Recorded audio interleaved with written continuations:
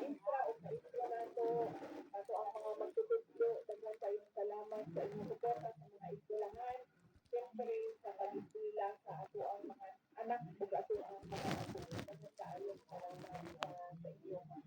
Kailangan naman mo sa istorya, pero ako alam ko sa kung mubo lang yun kaayo nga nawa yun ko sa Department of Education. So, dili lagi ko dito na firma sa budget na sila ang pagbuo, sila ang Sila mo gamit. sa budget, hindi na lang sa firma ko.